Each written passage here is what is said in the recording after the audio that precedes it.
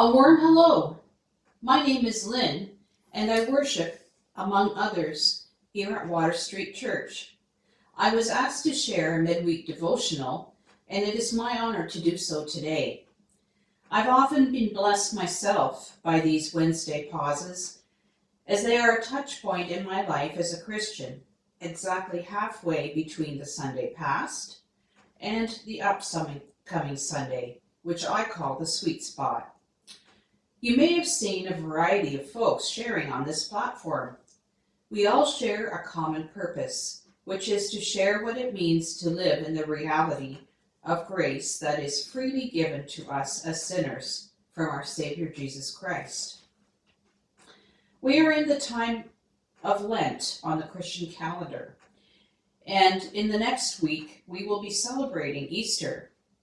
But there is still much to focus on as we follow Jesus to the cross, then ultimately celebrate his resurrection. On Sundays this past Lent season, we have heard a sermon series entitled Maturing Towards Childlikeness. Think about that. Isn't that backwards? Well, it is, and that's exactly the point. We as adults can sometimes think we have it all together. And anyone who's been around kids knows of their common longing to be all grown up.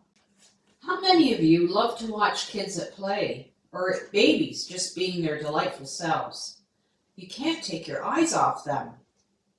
And we all treasure those deep insights that occasionally come out of kids' mouths. Where did that come from, we say? I've got to write that one down. My son was about 3.5 when he looked at me one day and said, "Did Adam and Eve have belly buttons?" Now that was a good question.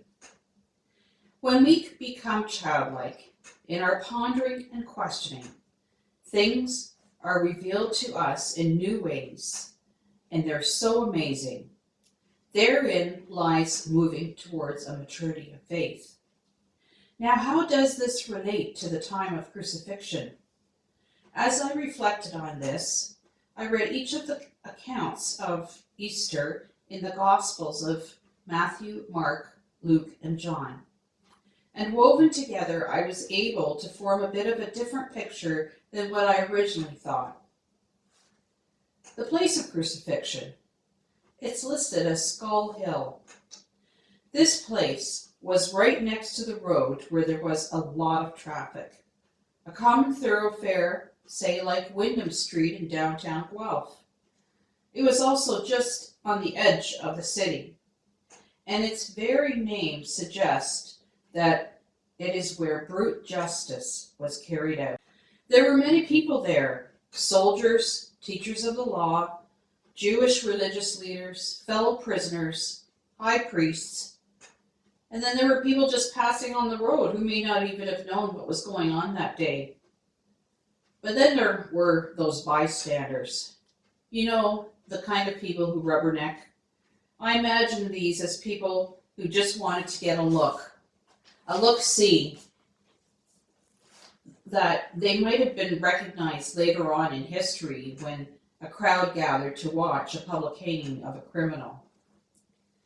One group that stands out for me was the mention of a group of women.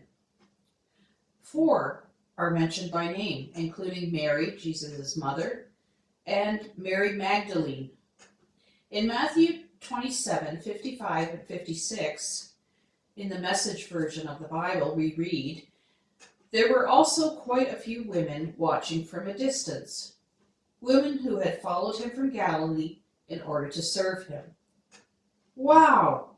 Somehow I had missed that detail, thinking that there were only 4 women at the cross, but there were quite a few. Not only that, they had come with him all the way from Galilee, 126 kilometers. This would have taken at least 4 days on foot. However, it had not been a straight journey, as these women accompanied him as he did his ministry. At least 2 of them were known to be women of some influence and wealth. In Luke 8, we read of Joanna, the wife of Chuza, who was Herod's household manager. It is widely thought that the funds needed to carry out Jesus' ministry came from such a woman as this and others. But wait a minute, what about children? If there are a group of women, all of different ages, is it not conceivable that there were some children present?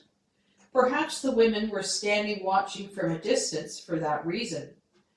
It is quite repulsive to think that children were present when Jesus was going through what's thought of as the cruelest, most gory death ever brought on human beings. Quite unimaginable. We as humans so fiercely want to protect children in our care from anything that is violent or disturbing. They might get PTSD.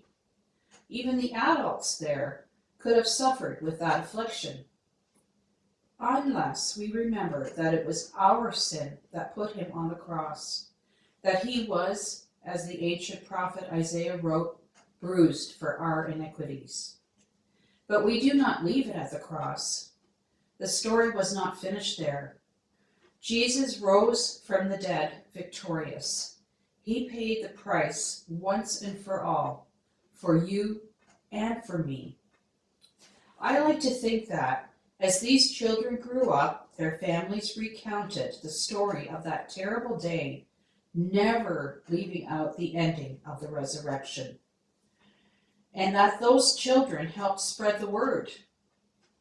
And that so many generations later, we are the recipients of this good news.